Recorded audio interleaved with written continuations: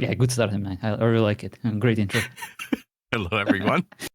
Welcome. There we go. Welcome to the Nerd Haven podcast, episode 1. This is already off the hinges, like 10 seconds into recording. Already ruining it before it even started.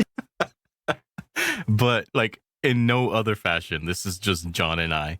And speaking of, John, Aaron, and I have decided to do a podcast, which is just going to be us shooting the shit most of the time, which we already do in most streams. But we decided to make it official. And there's something that we are going to be starting with, and that's the MCU, because John has decided to join us in this glorious journey that is these movies. And that's pretty much why we're doing this in the first place, right? Or why we decided to do it. I thought we were just here because we like the sounds of our voices and we just needed another outlet, to fulfill our passion. I think you probably don't get enough M9 in your life. And I mean, no one does. And you were just Not even your wife. She probably gets the least. So yeah, just watch out for a comment from her saying so. She's like, you already give enough time Yes, to we have a viewer, guaranteed. Speaking of, if you're listening to this, that means you probably know us, right? At least for now. And if you don't, my name is M9, and my co-host here is John Aaron. And the reason that we're doing this is because even though we share, I'll just say this. John and I share a birthday.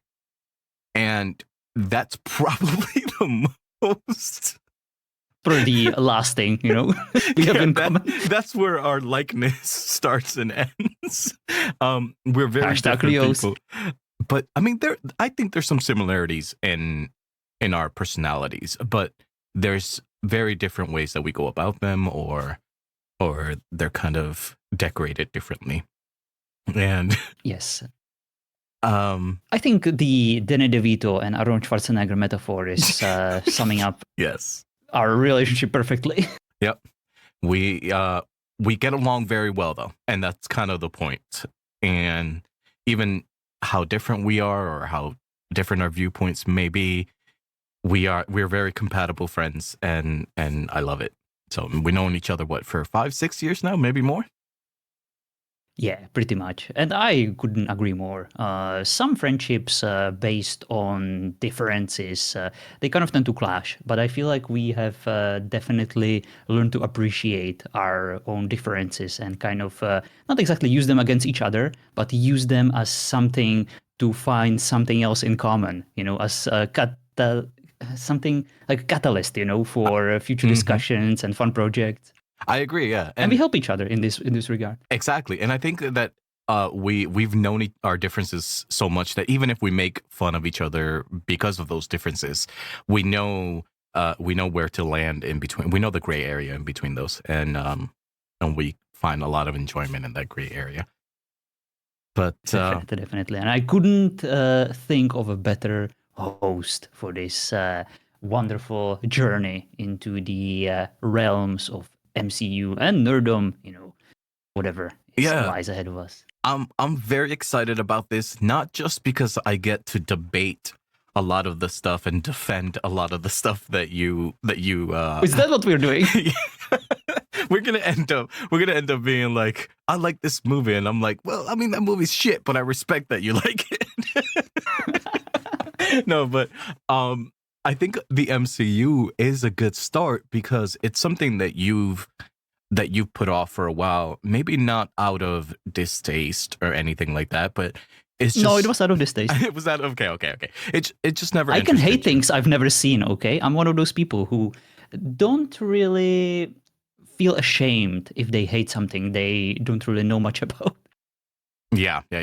I definitely know that you certainly pick hills to die on, and you've never been on that hill. Yes, very much so.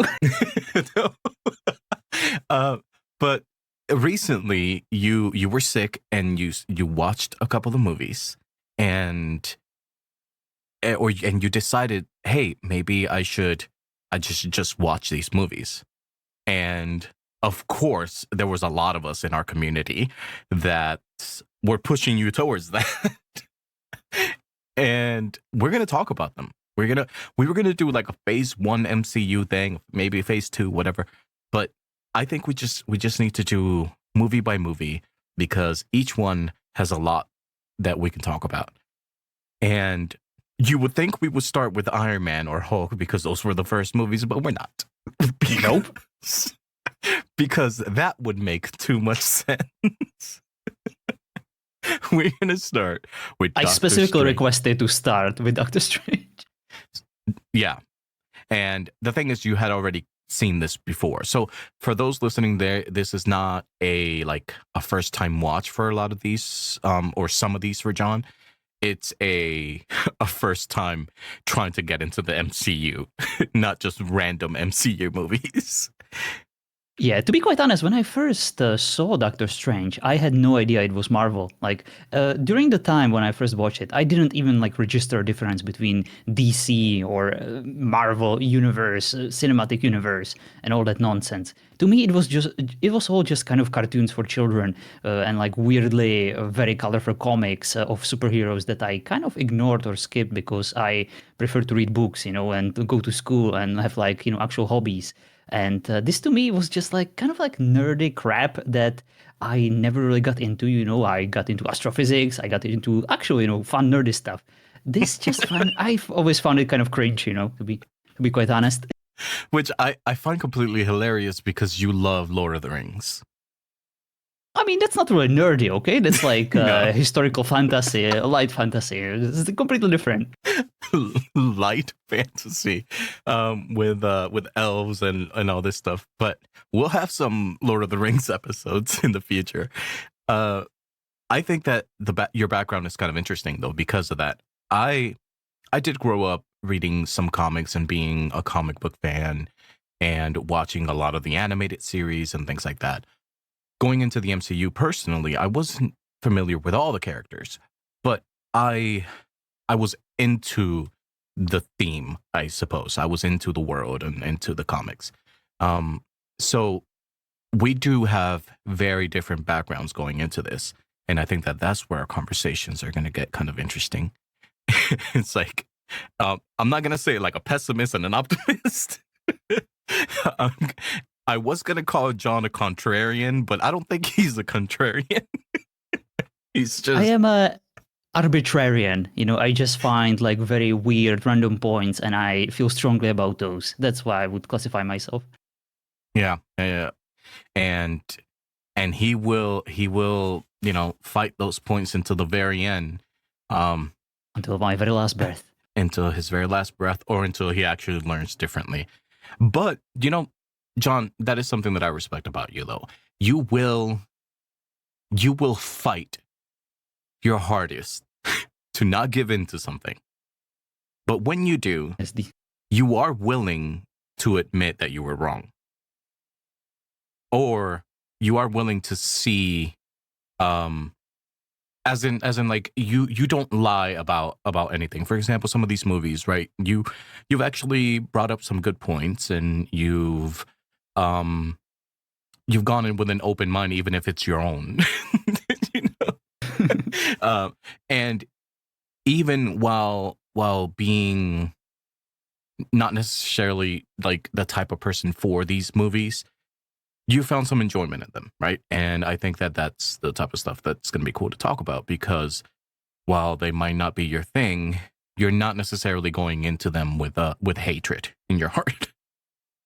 Absolutely. Despite my questionable background, despite my lack of original interest in the universe, in this particular franchise, I specifically went out of my way to watch Doctor Strange, with open mind. As I said, I watched this years ago, maybe even when it came out and when it first got into DVDs, so I could pirate it. It just intrigued me. When I read the premise, it was just something that I kind of related to. It had like an interesting story. I was like, I'm gonna check this out. This sounds interesting. I didn't even know it was a superhero movie, to be quite honest. I just knew that the actor Ben Cumberbatch, or whatever his name is, he was in Lord of the Rings. It was the dragon, right? I think. He was indeed, yes, Smaug. Yeah, yeah.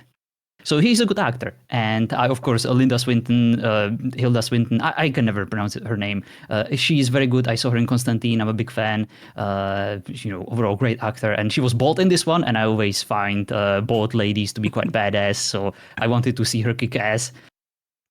So yeah, I mean, we're already there, right? So let's get more into what is Doctor Strange. How familiar were you with Doctor Strange, the name? Because that, interestingly enough, this wasn't a household name when it came to like the MCU. This was one of the movies that the MCU had figured out their formula, if I could say it any differently. They figured out the formula. They saw what was working. They were almost not getting any misses. So they started introducing characters that nobody had ever heard about, even though, unless you were really a comic book nerd, but it wasn't a household name. So were you familiar at all? From like the golden age of Marvel. Yeah, I mean, the comics were still active and stuff like that, but it wasn't like telling somebody about Captain America or Iron Man. I think Doctor Strange, and later on things like Ant-Man and things like that. Nobody ever heard of Ant-Man.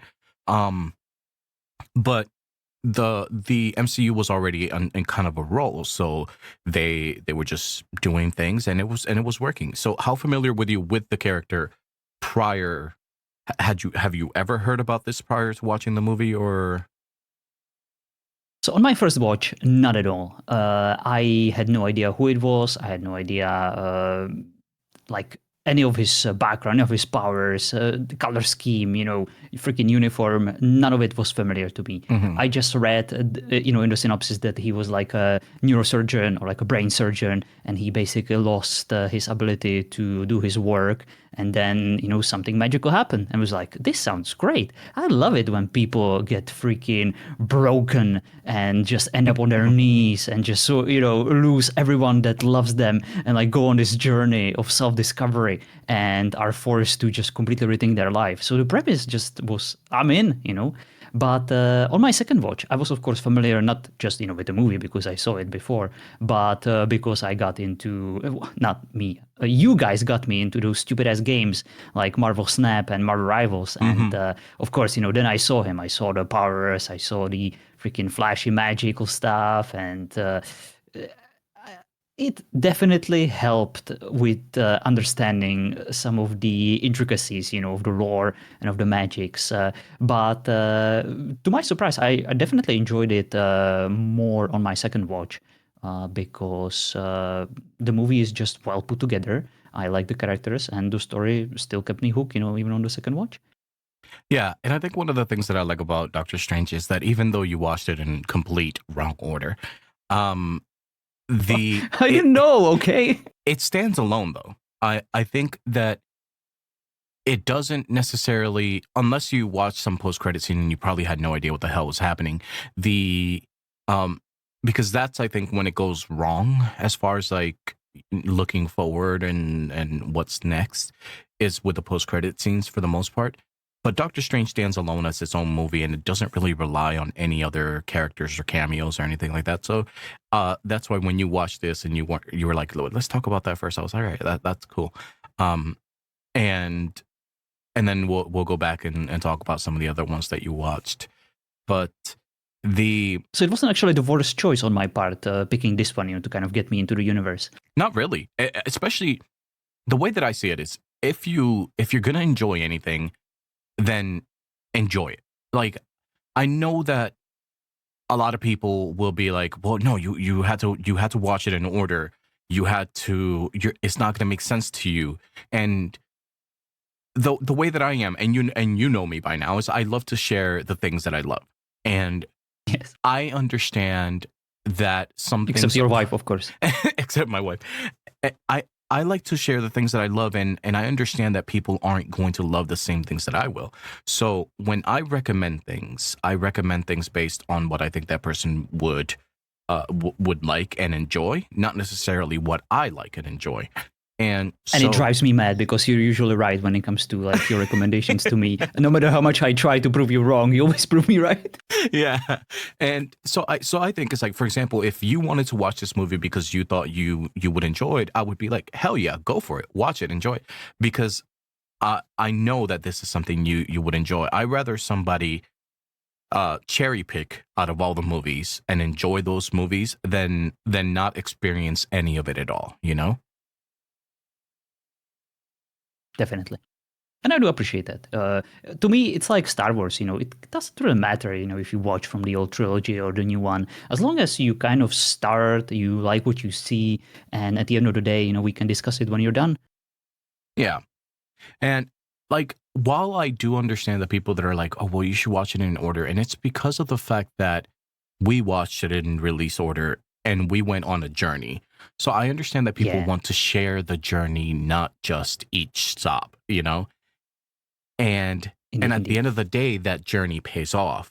And so it's nice for people to want to share that experience, but there are times that you have to understand the people that you're suggesting things to as well. But I'm very happy that you're Absolutely. doing this watchathon. And Yes, the right way, because after this, after rewatching the Doctor Strange, the one that I thought I would still consider my favorite one, I decided to do things properly and just went, from Hulk, which I believe is the first one on the list. yeah, I think, I'm not sure if it was Hulk or Iron Man, but they came out around the same time. And I think that Hulk wasn't exactly done in a way that it was supposed to be part of the MCU. But then they tied it later on. And you can tell they're thematically different, tonally different, but it's still Okay, we'll worth get to a watch. those. Yeah, That's for we'll sure. talk about those. So I think it was the Iron Man. That's the next one, so we can start with that one. yeah, so let's talk about some of the things that you liked versus what you didn't like. Oh yeah. Well, I think that we need to start. We need to establish something first, because it will be a very common topic in basically all the other movies that we'll be watching. So I want to get this out of the way. I need to make one thing clear before I start. I don't hate women. Women are amazing. Some of my favorite characters in existence, not just like, real life ones, but also like the literary depictions of them are women. And I am just a big fan. However, when it comes to superheroes in general and their love interests, especially in Marvel movies, I fucking hate them. They're always the most cringy, tropey, badly written, just devices without any original personality. Just pretty face, hey, I'm gonna stand by you, but oh boy, there is a danger. I must run away. And oh, you like the dangerous life more than me. Well, I am leaving, but then I'm gonna come back because something bad will happen to me. I will get kidnapped. You will save me from all the danger I was originally afraid of. And everything's forgiven. And maybe I'll get a superpower too. Iron Man 3. Never mind. What I'm trying to say is that things like this can ruin the movie for me, but they can also kind of make it. So I focus on these small things, and they are very important to me. With this one, however, it wasn't as bad. It was even good. I liked the female, what should I call it, love interest of Doctor Strange. Yeah. Yes, counterpart. Not just because she's a cute, short, and reminds me of Ellen Page when she was still Ellen Page. Not whatever they're now. Bless them. Rachel Hope they're nothing McAdams but the is best. yeah, she's great. Yeah, I just really liked Ellen Page as an actor, and I really like this one too. And like the scene where the mob falls, I believe I saw somewhere that it was actually fully improvised, and she genuinely got like terrified, Startled. when it happened. Yeah, it was just very cute. It was great. And yeah, she's also, but like the original, of course, it started in a way where just kind of flirting and Doctor Strange was a dick. But my God, when the accident happened, which of course was fully his fault. And I wanted nothing more than for him to crash and like have his hands broken, and for the movie to actually fulfill this wish of mine and just punish him for being such a prick to people and like being a larger than life doctor who plays God. That was everything I ever wanted, and I got it on a silver plate. And the Lambo got crushed along with him, and it was great. And like seeing him having the freaking mechanical contraption on his hand, I'd be like, I can't move my fingers. Yeah. Oh, it was great. Way to be And, like, empathetic, buddy. Yeah, thank you. I that's how I cope, with great tragedies. I just make fun of it.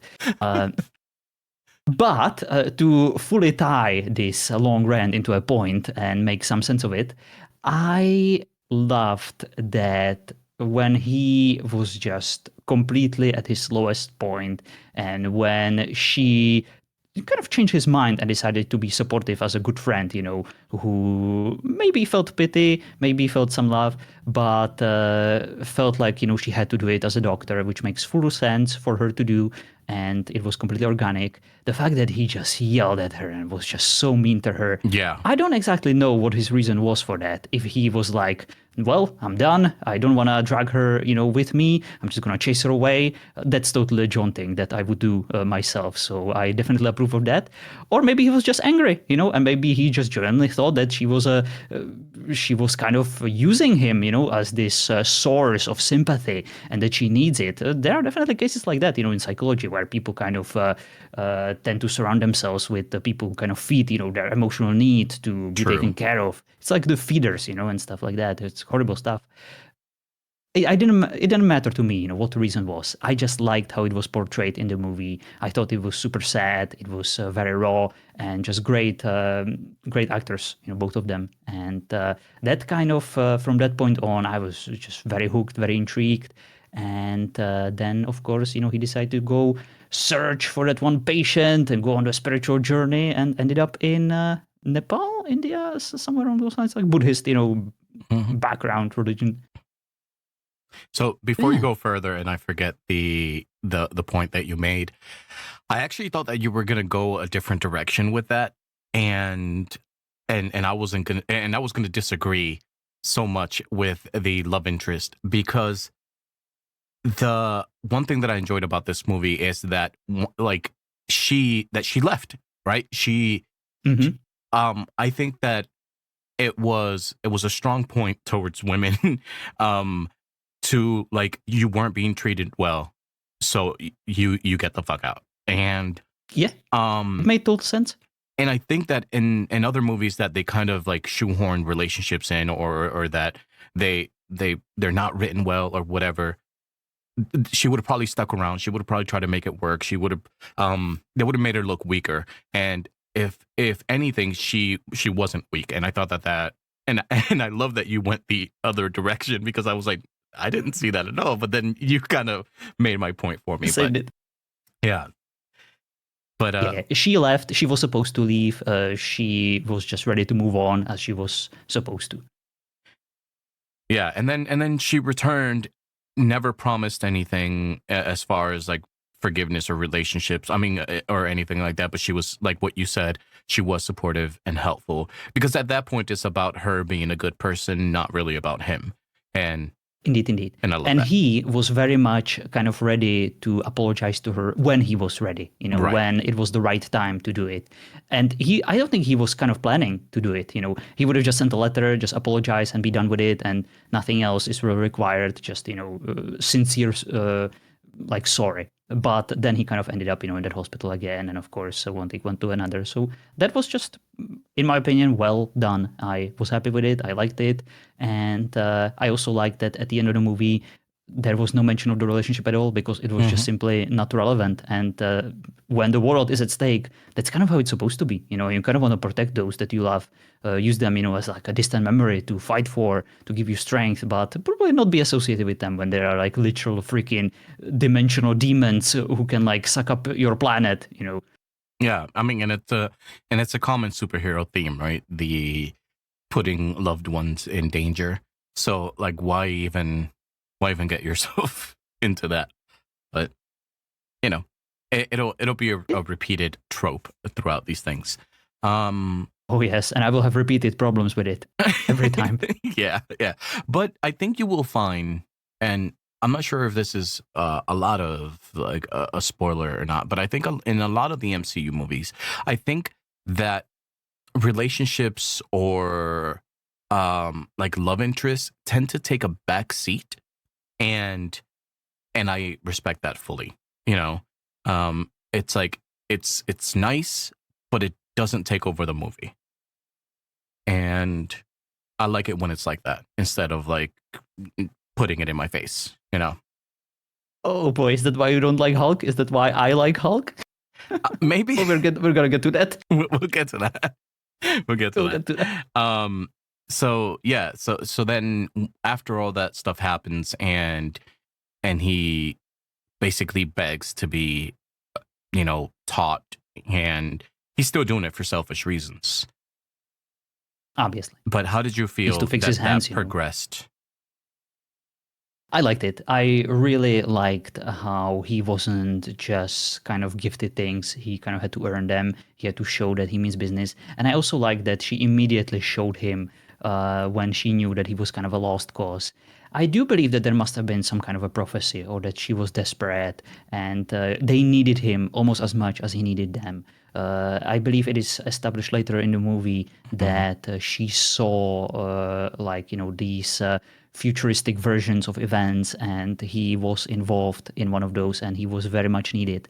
So it's kind of cheating, you kind of see into the future, Oh yeah. what must be done, but they still made it, I would say, in a way that it was believable, and where I enjoyed like the progress. It felt organic to me, and I liked maybe my only criticism about this movie, this, apart from all the other stuff I criticized, is is that this would have worked even better, in my opinion, as like a TV show. Give it like 10 parts, and I would like to see the progression.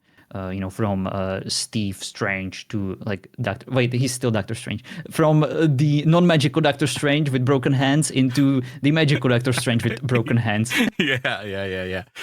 I agree. I think it would have been great. I think it would have like spend more time in that character development and seeing him struggle and stuff like that. I think it would have been good. I think that's something that they did well with Loki.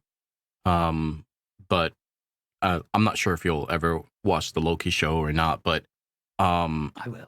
They I heard too many good things about it. Yeah, it's great because of what you just said. Because of they take their time to progress the character, and I agree with what you said. I think it would have worked, but maybe because Loki had already been established in the movies and and people loved him.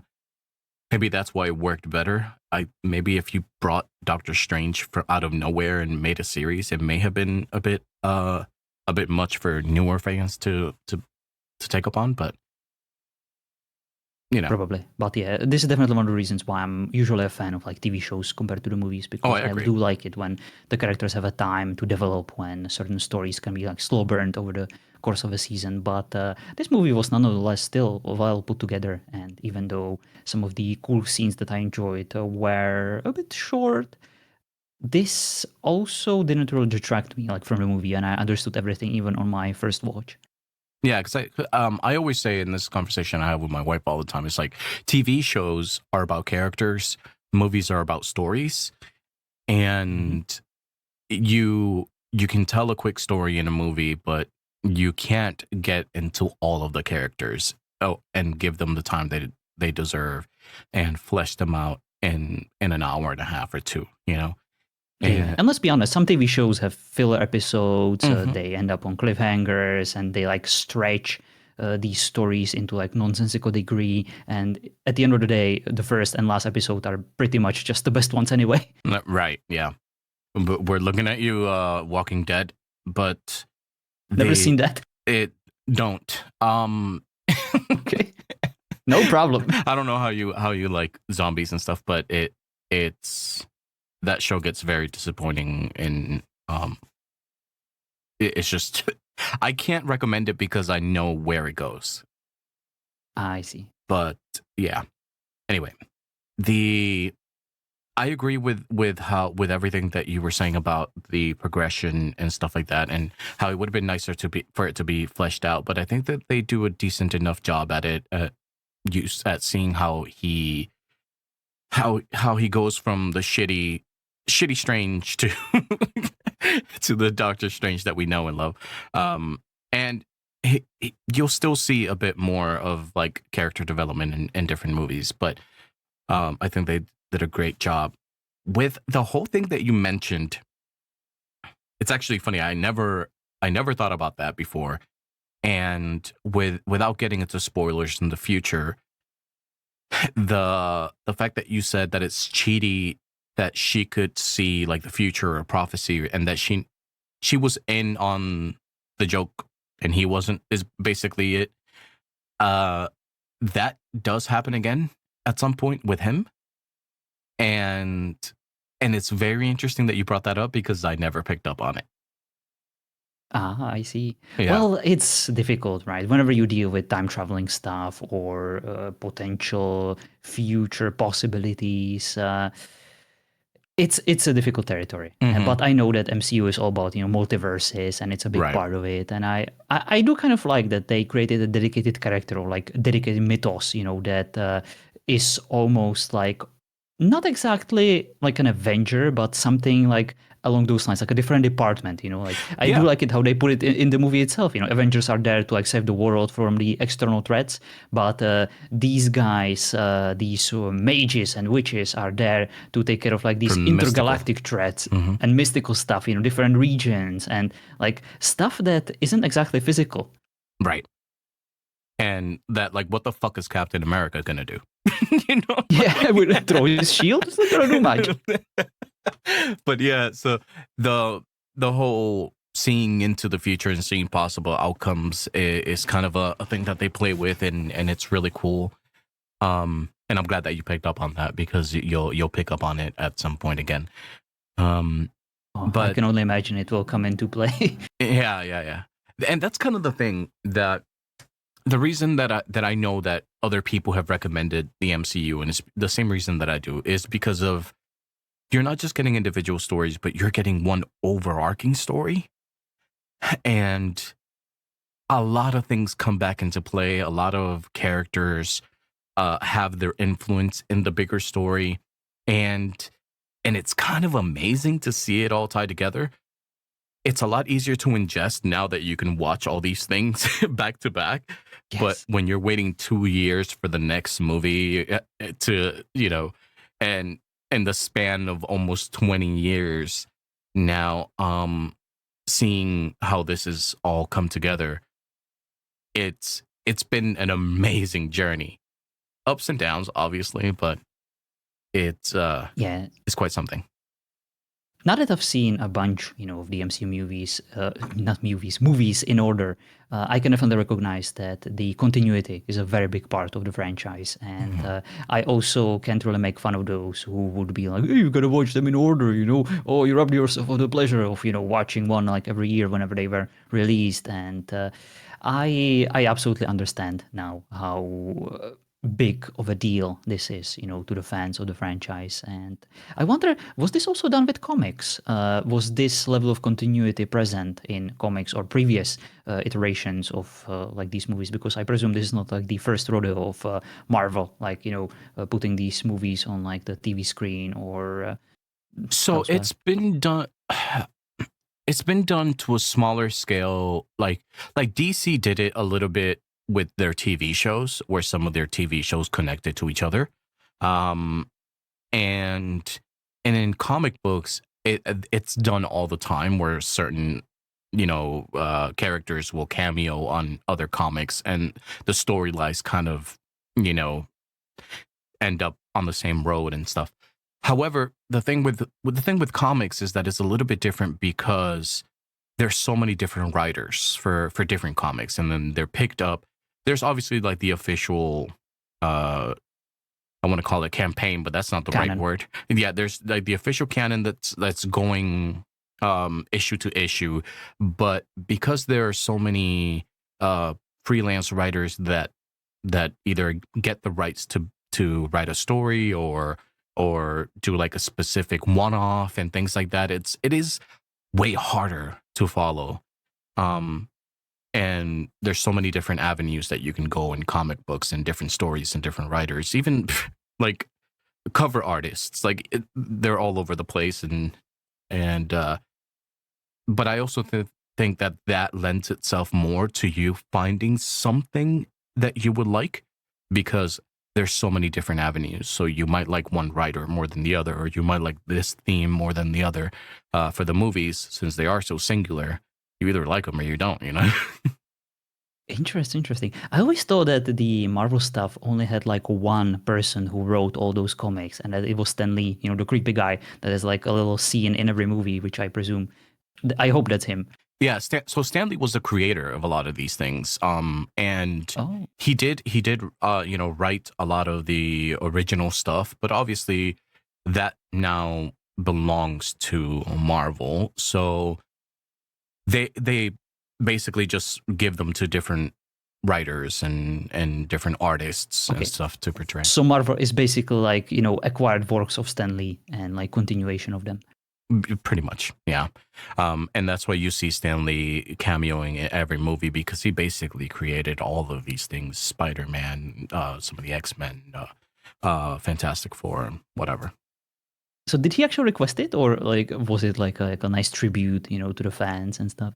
So I'm not sure. I mean, he's passed away since. I want to say his last cameo was Captain Marvel. I don't know. It may be Captain Marvel or Endgame, but I'm not sure if he was requested on it or they were just, like giving him a nice little nod, and it's kind of awesome because he even made it to some of the Deadpool movies. And Yeah. I mean, he's great. He's obviously enjoying himself, and yeah, it's a nice little touch. I do definitely appreciate it. Yeah, and a lot of people He's basically like the Where's spiritual Waldo? father, of these stories. Yeah, for sure. A lot of people enjoy the Where's Waldo moment of when is Stan Lee gonna pop up? Yeah. So far, I've noticed him everywhere. Like it's kind of hard to miss his little face. Mm-hmm. Yeah, they don't make it like hard to find. Indeed. But Cool. so I mean, I think for the most part, this is probably one that we don't disagree on a whole lot, and I think that this is probably one of those rare cases. Let's cherish it while it lasts. Because of the fact that I have seen your ranking so far, and boy, is it different than mine. Yeah. I also wonder whether I am kind of putting this movie higher simply because I enjoy the actors in it. It's definitely a big factor for me, or it has been, because just all the actors in this one have been kind of stellar. I did very much enjoy basically every one of them. And, freaking Linda with her bald head, Cumberbatch, and the guy from Hannibal, the show I've never seen, but I know he's so from good. there. Yeah. Yeah, he's extremely good as a bad guy. To me, he kind of outshined the actual threat, the Dormammu, which was kind of like lame CGI smoke galactic threat. That's what I've kind of noticed. I don't really like how some of these like uber bad guys in Marvel are depicted. Yeah. I always prefer the lower level bad guys, the more grounded ones. So you know what? That's actually, it's not a bad thought or feeling. When it comes to Marvel, I feel like a lot of their villains feel lesser than, and I do think that they do it on purpose they do it somewhat on purpose. And the reason that I do this is because Marvel really relies on their heroes to be the main point. So they don't want villains to outshine them. Steal the show. When you look at people like, or when you look at DC, for example, DC Comics, like they had no problem with Heath Ledger's Joker taking over that movie. And it works, but Marvel doesn't really act like that. They're like, we have our villain, but our villain is just there most of the time. Thanos is like the biggest threat, and we'll get there at some point. And Thanos is awesome, but there's not a lot of great villains when it comes to the MCU.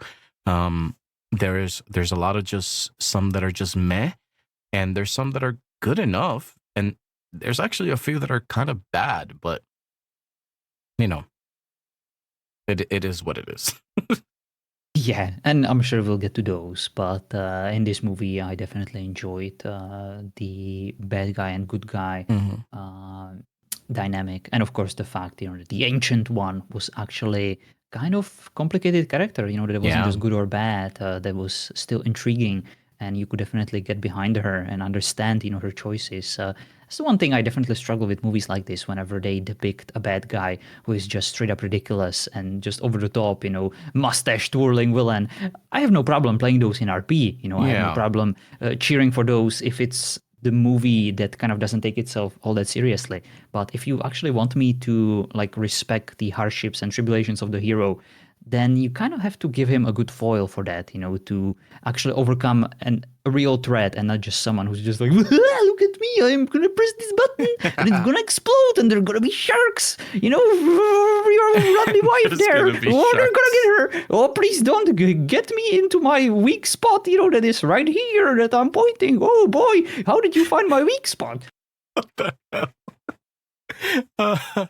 Oh my goodness. But actually, I need to write this down. I want to play this character one day. Yeah, no, that sounds like a great character. We need to get some shark pools added to Conan. But that's a very good point that you just made. Actually, the fact that you want humanized villains or with some sort of reasoning, I think that's a plus side on some of the Marvel characters. Some of them, I say they're bad just because they're not that interesting, but a lot of them seem to have a good reason for doing what they're doing, and I respect that. A lot of them were either betrayed or they find they're justified in their actions, and those are my favorite type of villains, the ones that think that they're doing it for the right reason. Indeed. Allow me to present this, on this very movie as an example. I like the fact that the low-level bad guy, the one, basically the cultist, that was trying to connect, this world with Dormammu and basically give it to him, he just hated the concept of time. And that was philosophically very intriguing, Maybe there was a certain degree of, fearing death and just decay and the fact that, things are not permanent, things are temporary. What if that's a bad thing? What if that's something that we can change? What if that's something we can even fight against? What if what we are currently experiencing is actually bad? But then you also saw it from the other perspective on the Ancient One, who literally was just done.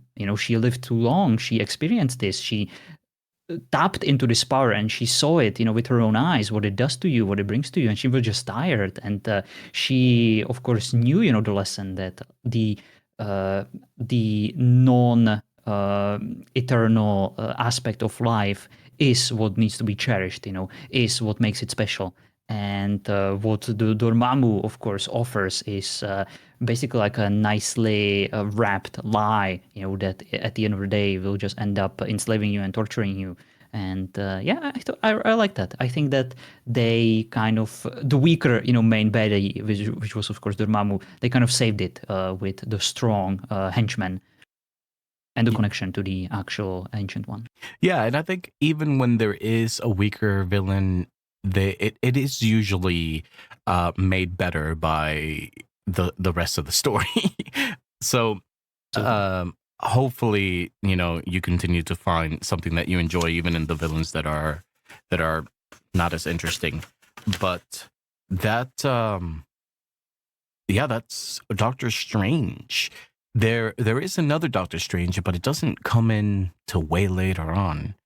And is it one of those porn parodies? This ain't this ain't your dimension. This ain't your dimension. But oh no, you went into a wrong portal. Oh goodness.